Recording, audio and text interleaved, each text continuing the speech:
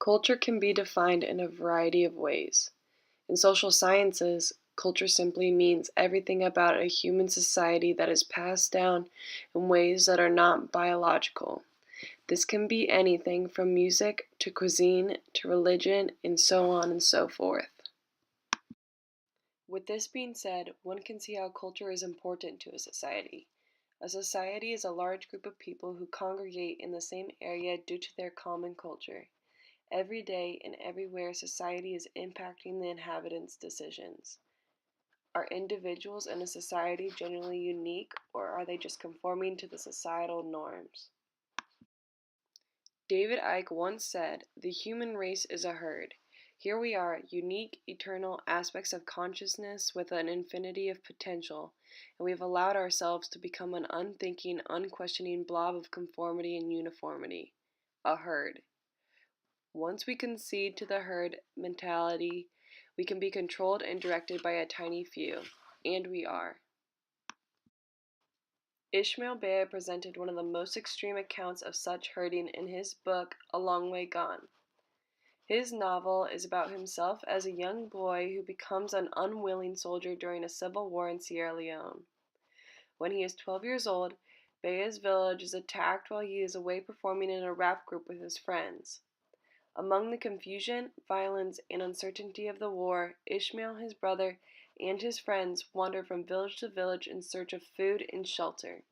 Their day-to-day existence is a struggle of survival, and the boys find themselves committing acts they would never have believed themselves capable of.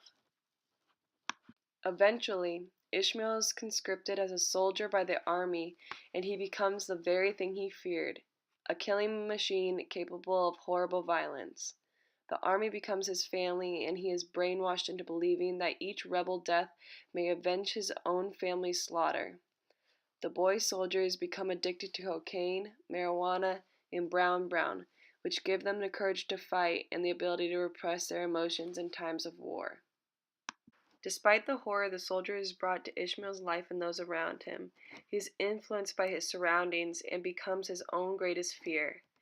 Beya writes, "My squad is my family, my gun is my provider and protector, and my rule is to kill or be killed." Even in the most extreme environments, the effects of societal conformity seem inevitable. Human behavior is sensitive and strongly influenced by its environment. As Malcolm Gladwell says in The Tipping Point, epidemics are sensitive to the conditions and circumstances of the times and places in which they occur.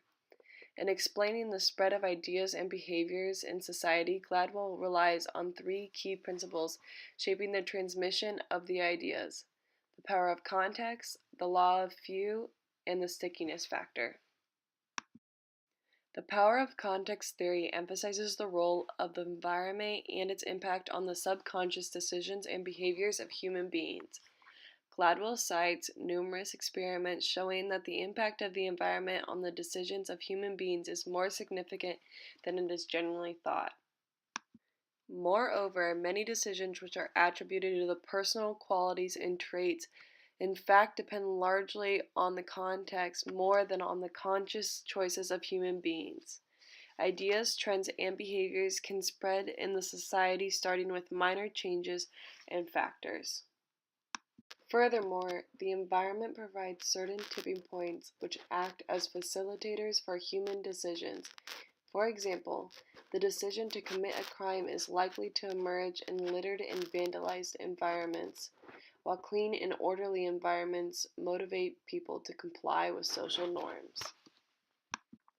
Many people often do whatever is needed to fit into their society in fear of being punished and ostracized for not conforming to existing social standards. Galileo was put under house arrest and forced to disown his discoveries when his endorsements of Copernicus's observations about the Earth orbiting the Sun displeased the Church. Most people will hesitate to deviate from the social norm for fear of being punished and will suppress their individualism to a great extent so as to appear all right in the eyes of society.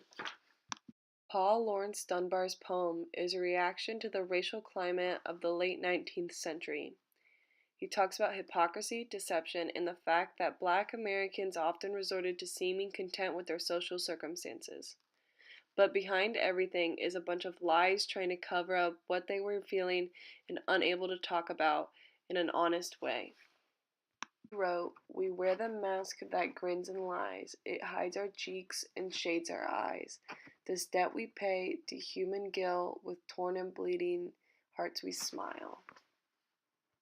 The discrimination African Americans faced was in direct violation of the Declaration of Human Rights.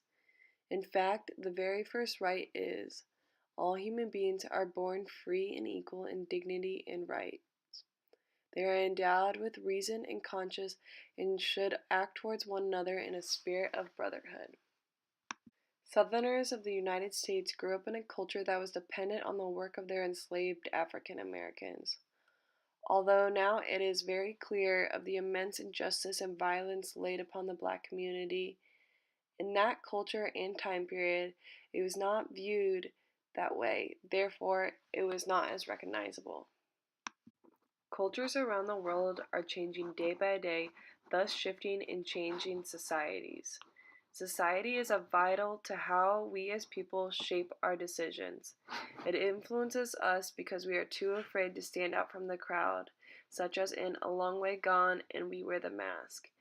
Each society presents itself with a different environment. People's choices are often directly correlated with their surroundings and what is socially acceptable in their environment.